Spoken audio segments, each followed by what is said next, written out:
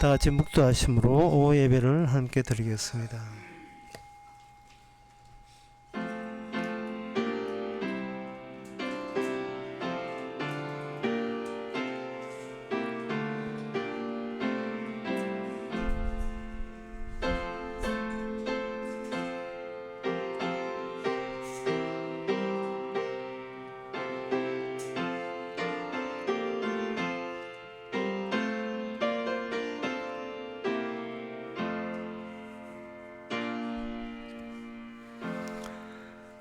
주의 종들이 시온의 돌들을 즐거워하며 그 티끌로 연훌히 여기나이다. 이에 열방이 여호와의 이름을 경외하며 세계 열방의 주의 영광을 경외하리니 대저 여호와께서 시온을 건설하시고 그 영광 중에 나타나셨습니다.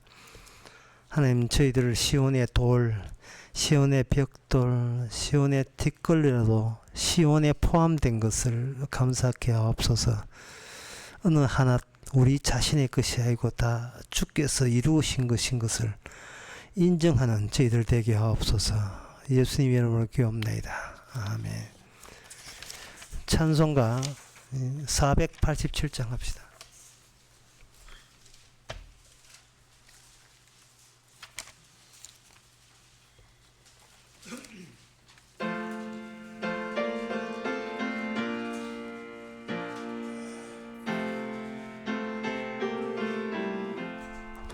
죄짐 맡은 우리 구주 어찌 좋은 친군지 걱정 근심 무거운지 우리 주께 맡기세. 주께 고함 없는 고로 얻지 못하네. 사람들이 어찌하여 아랠 줄을 모를까. 시험 걱정 모든 괴로움 없는 사람 누군가. 부질없이 마시마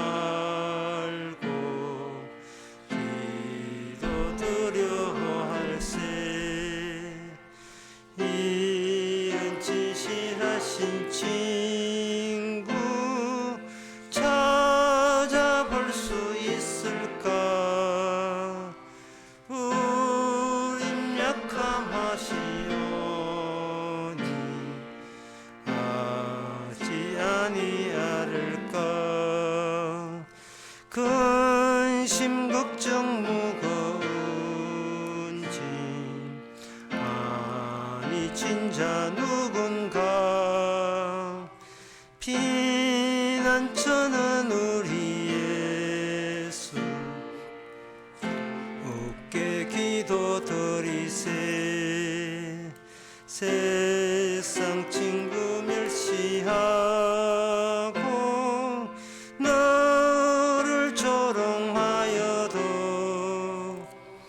예수 품에 안기어서 참된 일을 하겠네.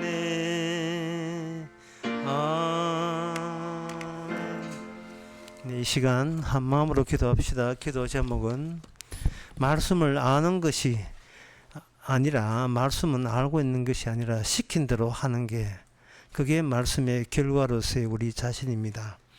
말씀을 알고 있다, 그거 소용없습니다. 날마다 내가 하는 모든 것이 말씀이 시킨 일이다. 그래야 주께 영광이 되는 겁니다. 이 시간 말씀이 아는 것보다 시킨 대로 할 수 있도록 다 같이 기도합시다.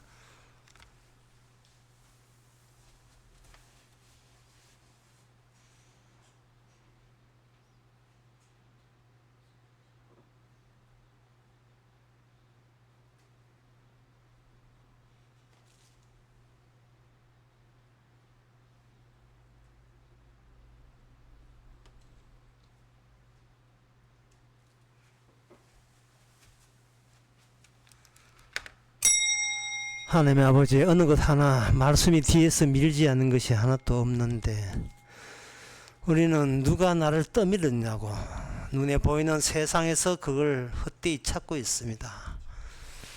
헛되이 세상 것에서 원인을 찾지 말고 보이지 않는 주님의 활동에서 찾을 수 있는 저희들 되게 하옵소서. 예수님의 이름으로 기도합나이다. 아멘.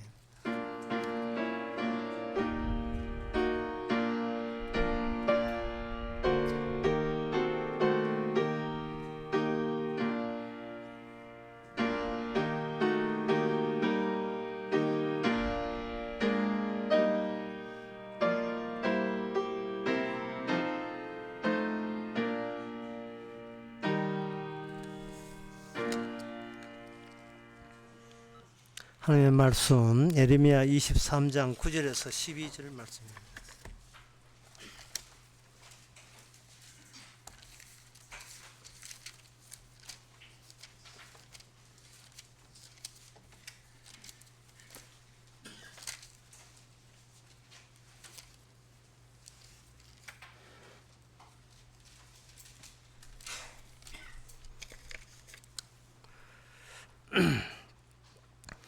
선지자에 대한 말씀이라 내 중심이 상하며 내 모든 뼈가 떨리며 내가 취한 사람 같으며 포도주에 잡힌 사람 같으니 이는 여호와와 그 거룩한 말씀을 인함이라. 이 땅에 행업하는 자가 가득하도다. 저주로 인하여 땅이 슬퍼하고 광야의 초장들이 다 마르나니 그들의 행위가 악하고 힘쓰는 것이 정직하지 못하리로다. 여호와께서 내게 말씀하시되 선지자와 제사장이 다 사득한지라 내가 내 집에서도 그들의 악을 발견하였노라.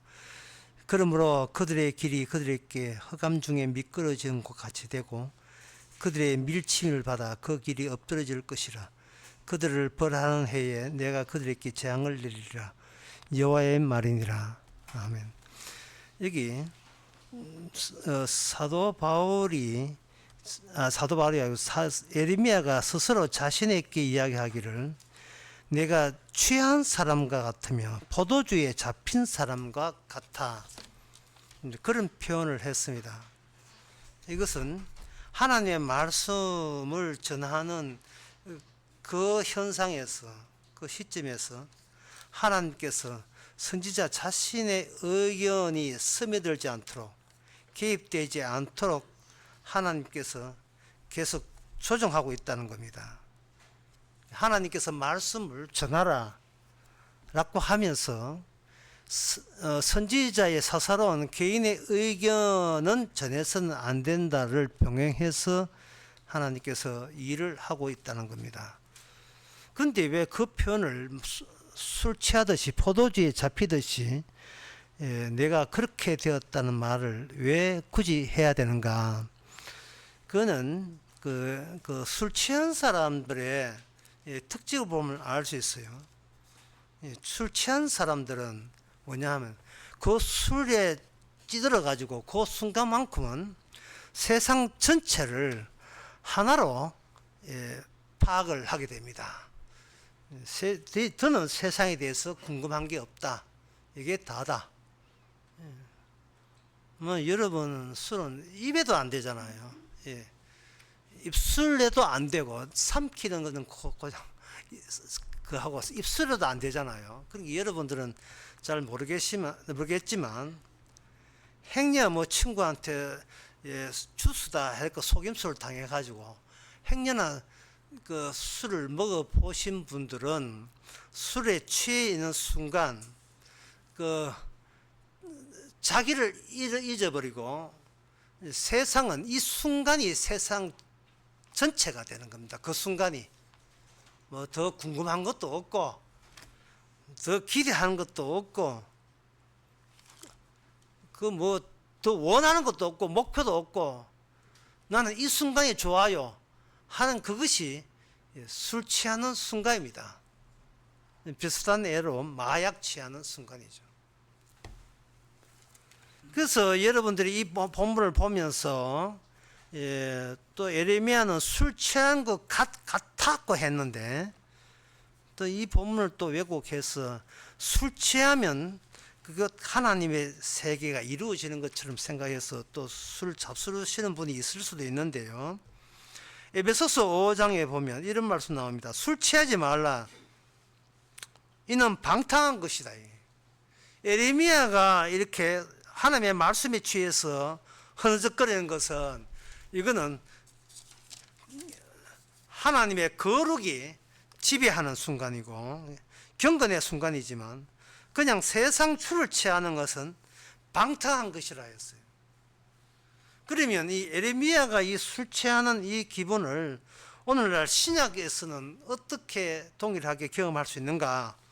에베소서 5장 그 18절의 끝에 보면 오직 성령의 충만을 받아라. 19절에 시와 참회와 신령한 노래들로 서로 화답하며 너의 마음으로 주께 노래하며 찬송하며 범사의 우리 주 그리스도 이름으로 항상 아버지 하나님께 감사하라. 이 대해서요. 그러니까 이 말은 주님은 뭐냐? 모든 일에 감사하십니까? 예, 취한 겁니다. 취했어요. 흠뻑 취했어요. 물론 방탕하게 술에 취한 건 아니지만 성령에 취하면 모든 것에 감사할 수 있습니다. 특징이 뭐냐? 취하는 특징을 갖고 있어요. 취하는 특징이 뭐냐? 자기의 개인적인 목표와 기대와 목적이 날아가 버려요. 뭐 최고 순간이죠. 인생에서 가장 행복한 순간은 기대와 목적과 목표가 날아가 버리는 거예요. 아내가 되어서 남편한테 뭔가 기대하는 게 있을 수 있겠어요. 예. 당신은 이런 남자만 되면 좋겠습니다 라고 했더니만 갑자기 성령이 임했다. 그럼 어떻게 되겠어요? 죽이 되든 밥이 되든 네 마음대로 하세요. 예. 나 아무 거 개의치 않으니까. 이게 바로 성령에 취한 상태입니다. 좀 취하고 싶죠. 예. 사람이 스트레스 받는 이유가 목표와 목적 때문에 그래요. 기대하는 바가 있기 때문에 지금보다 더 향상하고 나았게 될 것이라는 계획을 세울 때 그거는 스스로 고질병에 빠지는 순간입니다. 바짝 긴장을 해야 되니까요. 그래서 세상 사람들은 이렇게 프로젝트를 하거나 스트레스 받을 때는 꼭 끝나고 난 뒤에 한잔 합니다. 한 잔만 하면 괜찮지요. 여러 잔 하지요. 술에 취해서 자기가 소모된 그 모든 원기를 술과 해장국으로 풀기를 원하고 있습니다. 그래서 이 성령에 취한다는 것, 이것이 오늘 에레미야에 나온 본문대로 한다면 이거는 선지자의 그 당시에 선지자에게만 주어지는 혜택이 아니고 오늘날 성령 받은 모든 성도가 동일하게 이런 혜택을 받습니다. 취하고 싶다, 성령에 취하고 싶다. 그걸 어떻게 아느냐? 범사에 감사하면 돼요. 그러면 감사 이러면 성령에 취합니까? 아니, 그거는 이거 자꾸 억지를 부리는 거고 그거는 방탕한 겁니다. 그게 아니고 성령이 취하면 모든 매사가 감사하게 돼요. 그러면 모든 매사가 감사하게 되려면 어떻게 하면 되는가? 이게 이제 문제가 돼요. 감사하기 위해서는 마음을 낮추고 어떤 일이 있더라도 마음을 낮추게 되면 그 결과에 대해서는 그냥 고맙게 수긍할 수 있다. 요 계획이 바로 목적이 됩니다. 목표가 돼요. 그것도 수작을 부리는 거예요. 이렇게 하면 이렇게 된다. 그래서 오늘 저는 여러분들에게 옛날부터 인류의 속에 나타난 네 종류의 점수를 소개하려고 합니다. 첫 번째가 징조술, 이술아입니다. 징조술. 두 번째가 제비뽑기, 세 번째가 복점, 네 번째가 적흥적 점술. 여러분 보통 이 네 단어 나눴는데 하나하나 소개하면 징조술이라 하는 것은 뭐냐면은 그냥 기름을 물에다가 기름을 떼온다든지 일부러 우연을 조작해요. 우연을 조작하고 안 그러면 그 콩을 테이블 위에 확 뿌려가지고 그 뿌리면 그 콩들이 뭐 2개, 4개, 5개, 7개 이렇게 자기 무작위로 흩어져 있지 않습니까?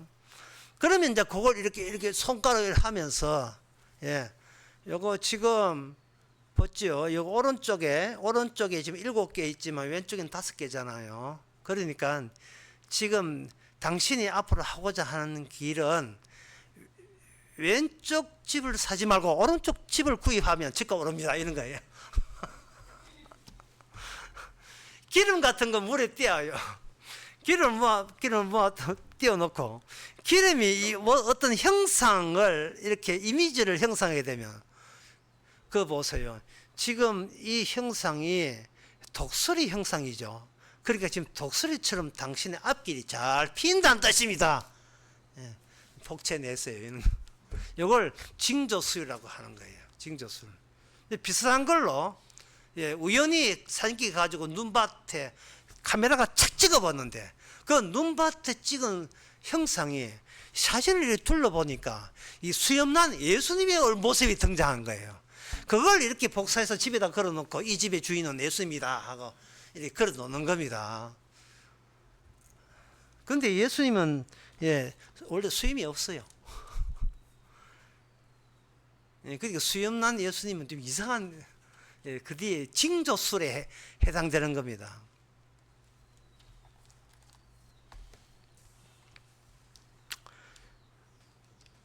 어떻습니까? 여러분들이 평소에 이 징조술에 얼마나 쩔어들었는지 여러분 아시게 될 겁니다. 아실 겁니다. 우연히 가는데 그림자가 보니까 석양에 짝대기로 그림자가 이렇게 둥그란 그림자가 있고 짝대기가 되어 있다.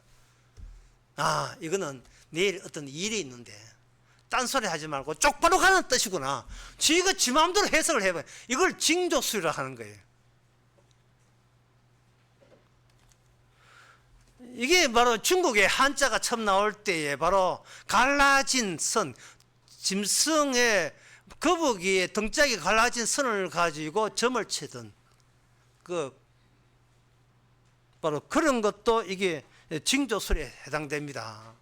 그걸로 하여금 사람들로 하여금 점쟁이가 사람들로 하여금 신에게 전적으로 복종한다는 티를 낼 수 있는 그러한 효과를 줄 수 있어요.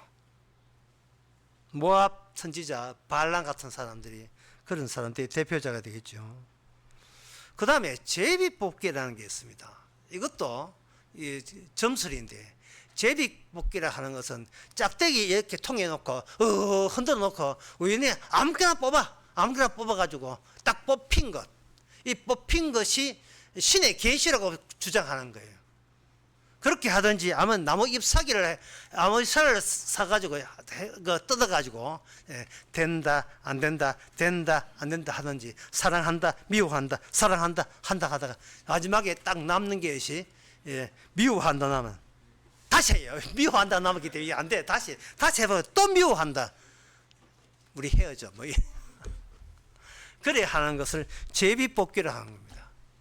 자, 이런 점술이 뭐냐 하면 목표와 계획이 있고 모든 기대가 있는데 이걸 미리 땡겨서 한꺼번에 다 알 수가 없을까? 왜? 알면 내가 그만큼 스트레스를 적게 받으니까요.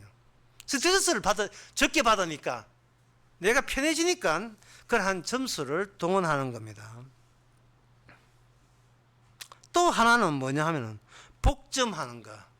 요거는 복점이라 하는 것은 희생제물을 바쳐요.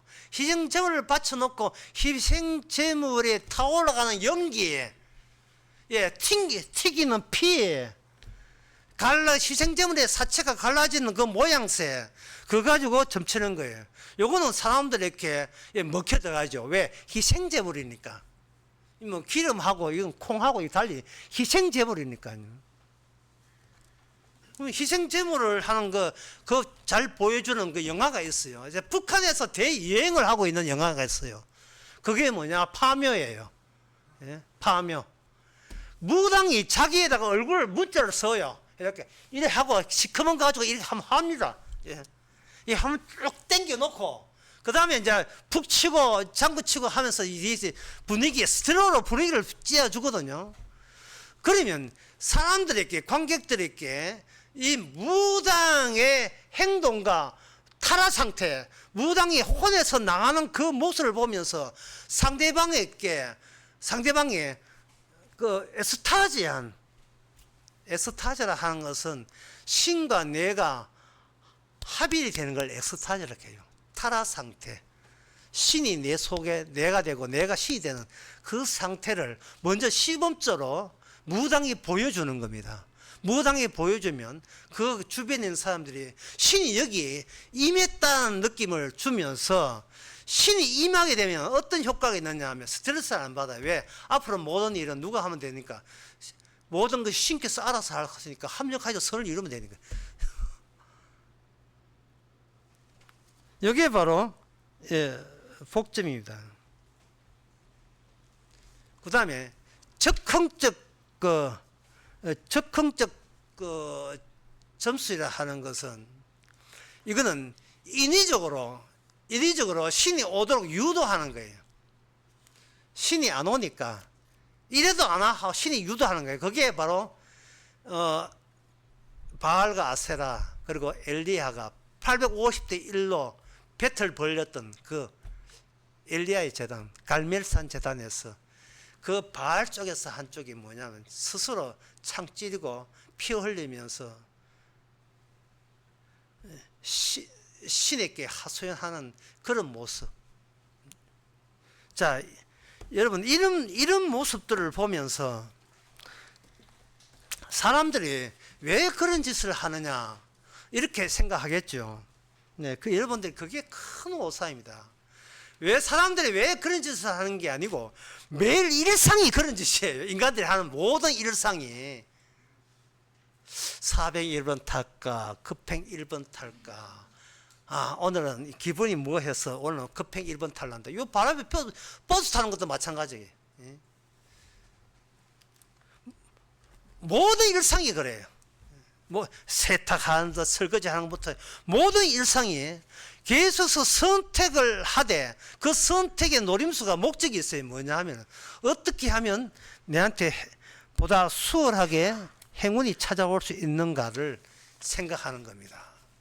이것이 인간의 이 몸에 아예 몸에 물들어 있어요. 배겨져 있다. 배겨져 있는 거예요. 따라서 모든 인간은 나름대로의 본인의 미를 점치는 그 점쟁이 선지자 같다고 볼 수 있습니다. 신명기 34장에 보면 34장 10절에 보면 그 후에는 이스라엘에 모세와 같은 선지자가 일어나지 못하였나니 모세는 하나님께 대면하여 아시던 자요 여호와께서 그를 애굽 땅에 보내서 바로와 그 모든 신하와 온 땅에서 이적과 기사와 모든 권능과 위엄을 행하게 하시며 온 이스라엘 목전에서 그걸 행한 자라. 모세 같은 선지자가 일어나지 못했다라고 이야기하고 있습니다. 이유가 뭐냐? 근거가 직접 하나님과 봤기 때문에 그렇습니다. 자, 그러면 이러한 이 복술 또는 점술과 대조가 되는, 대비가 되는, 그게 아니라면 모든 인간이 은연중에 스스로 자기가 점쟁이가 되어가지고 자기 미래를 좋게 해보려고 시도하는 그것이 아니라면 정말 하나님이 원하는 것은 뭐냐? 기적입니다. 기적. 방금 읽었던 그 본문에 나오거든요. 기적. 그 기적을 행한 데 있어서 모세만큼 대단한 사람은 없다. 그런 뜻이거든요. 출애굽기 4장 21절에도 마찬가지입니다. 거기에 보면 여호와께서 모세에게 이르시되 내가 애굽으로 돌아가거든 내가 내 손에 준 이적, 기적이죠. 기적을 발 앞에 행해라. 그러나 내가 그의 마음을 강팍케 한즉 그가 백성을 놓아주지 않다. 모세는 기적을 베풉니다. 자, 그 기적이 뭐냐? 기적이 바로 재앙입니다. 바로 이걸 우리가 이걸 빠뜨리면 안 돼요. 기적은 행운이다. 아닙니다. 그거는 세상에서 말하는 기적은 행운이에요. 기적은 재앙입니다. 하나님께서 모세에게 재앙을, 그 모세 손에 재앙을 준 거예요. 그 재앙을 줬을 때 출애굽기 그 4장 그리고 5장, 서기 5장에서 이 모세의 기적에 대해서 반감을 하고 반발하던 자들이 있었습니다. 그들이 누구냐? 애굽 사람? 아니죠. 애굽에서 나와야 될 히브리, 모세 자기 동족이 모세가 행하는 기적에 대해서 강력하게 반대했습니다. 왜냐하면 그 기적을 하면 할수록 자기 신세가 쪼그라들기 때문에, 자기 신세가 더욱더 암담하고 더욱더 참담하게 돼요. 아까 제가 말씀드렸죠. 인간은 계획이 있고 목표가 있고 기대가 있다고요. 희망이 있다고요. 이것 때문에 스트레스 받지만 스트레스 받더라도 이거 없이는 못 살아요. 그런데 하나님의 재앙은, 하나님의 기적은 뭐라고요? 그걸 잘라버려요.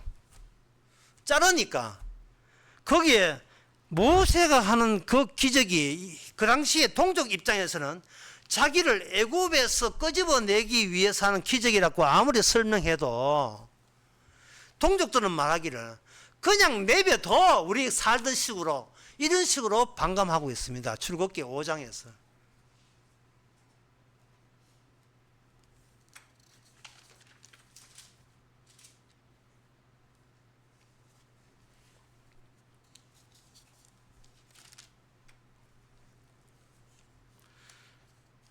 그래서 그 동족들이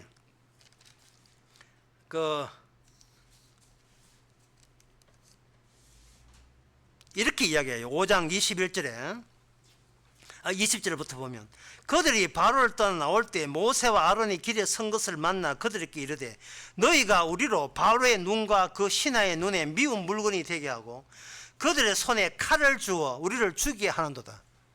이게 바로 하나님께서 모세에게 준 기적입니다. 그 기적인데 제가 아까 처음 한 것처럼 하나님께 범사에 감사하면 되는데 그 당시 동족들이 점점 더 저들의 처지가 난처해지기 시작했어요.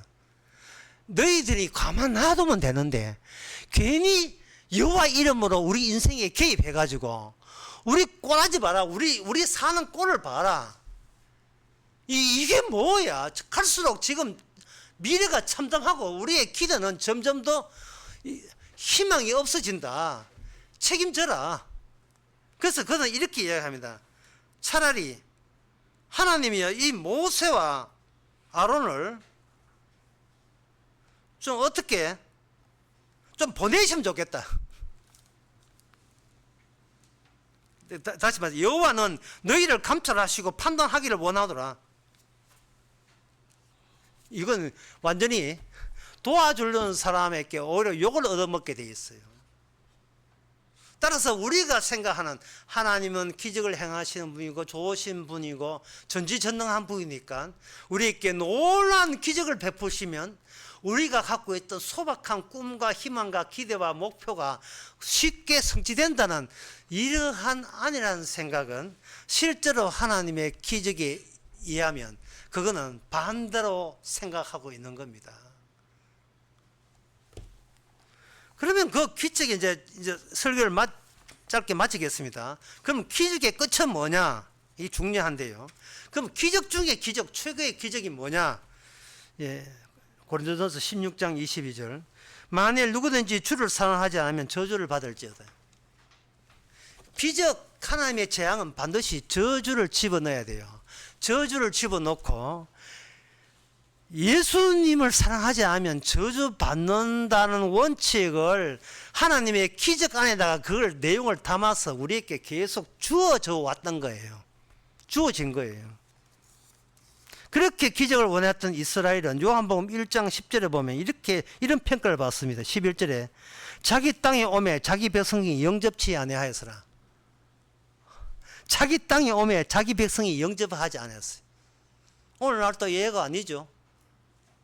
그들은 이스라엘은 하나님 여호와를 믿어요. 기적을 원해요. 그런데 막상 기적이 왔는데 기적이 자기들의 희망하고 너무 틀어져요. 그러니까 영접하지 않았습니다. 기적을 줬는데 기적을 차버렸어요. 이 이야기는 계속 마태복음 12장에서도 계속 이어져 나가고 있습니다. 마태복음 12장 30절을 잘 유념해서 한번 들어보세요. 나와 함께 하지 않는 자는 나를 반대하는 자다. 여러분, 이게 기적의 내용으로 주어졌다고 생각해 보세요. 예, 흔쾌히 받겠습니까? 나와 함께 하지 않는 자는 나를 반대하는 자다. 그러면 기적은 뭡니까? 주와 함께 다니면서 주님이 시킨 대로 하는 그게 기적이에요. 그게 바로 성령에 취한 겁니다. 범사에 감사하는 거예요. 왜? 나는 도대체 잘못할 수가 없기 때문에. 인간이 잘못했다는 자체가 스트레스예요.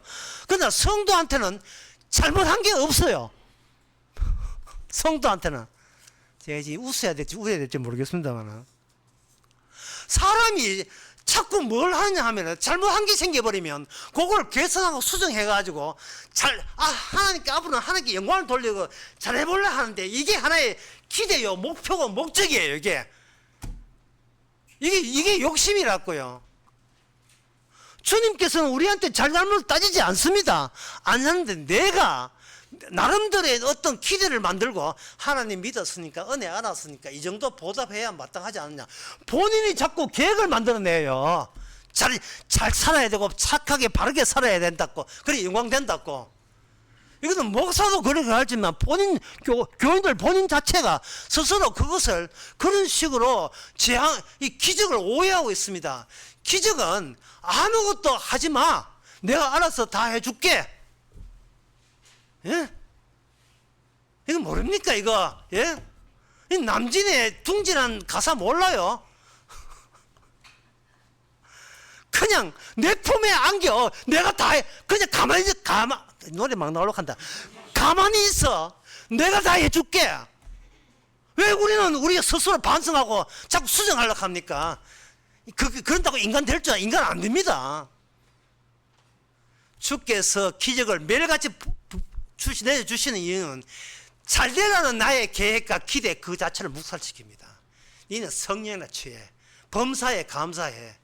네가 보기에 뭐 네 인생 조졌다고, 내 보기에는 합력하여 선을 이룬 거야. 네한테 딱 맞아, 적합해. 다른 생각하지 마.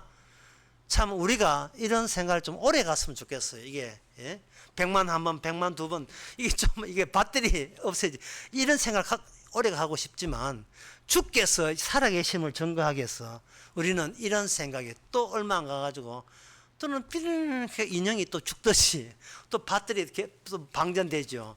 성령께서 또 도와주셔서 네가 스스로 네가 잘못했다는 생각, 그거 악마적 생각부터 잘라냅니다. 네가 아무리 못돼도 너는 천국이야. 예, 네 천국이야. 천국 가려면 네가 이것보다 더 깨져야 되고 더 망해야 되고 네 생각 없어져야 그게 천국 백성의 특징입니다. 내 생각이 일체 고려되지 않는 세상, 그게 바로 천국입니다. 기도하겠습니다. 하나님 아버지, 하나님의 일을 오해했습니다. 자꾸 우리 자신의 생각과 같은 줄 알고 그렇게 생각했습니다. 그러나 하나님의 기적이 와서, 뜻이 있어서 우리와 함께 하시는 분이 주님이기에, 주님만 곁에 있다면 모든 것이 합령하여 선을 이룬다는 그 단순한 사실을 이제는 받아들이게 하여 주시옵소서. 예수님의 이름으로 기도합나이다. 아멘. 찬송가 478장 합시다.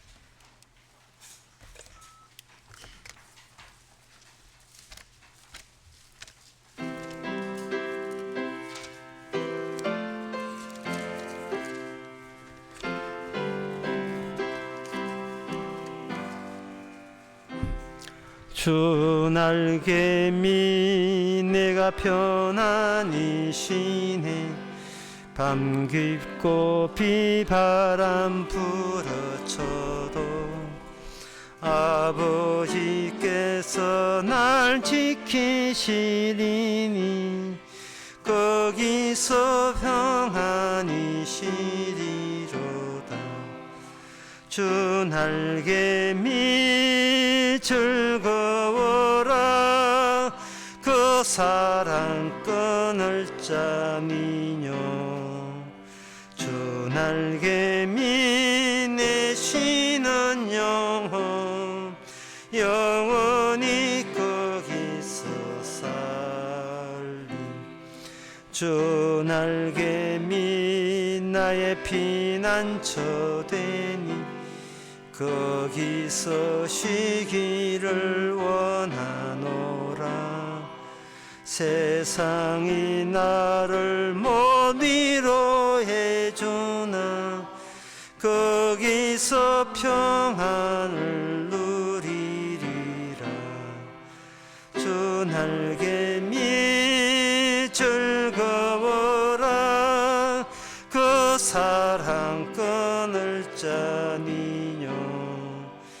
주 날개미 내 쉬는 영혼 영원히 거기서 살리. 주 날개미 참된 기쁨이 있네. 고달픈 세상길 가는 동안 나 거기 숨어 돌보심을 받고 영원한 안식을 얻으리라. 주 날개미 즐거워라. 그 사랑 끊을 자 미녀. 주 날개미 내 쉬는 영혼 영원히 거기서 기도합시다. 지금은 우리 주 예수 그리스도의 은혜와 하나님의 커진 사랑과 성령의 충만하심이 늘 성령이 취해서 매사에 우리 생각에 끼지 않도록 들어가지 않도록 주께서 부탁하는 모든 성도에 함께 있을지어다. 아멘.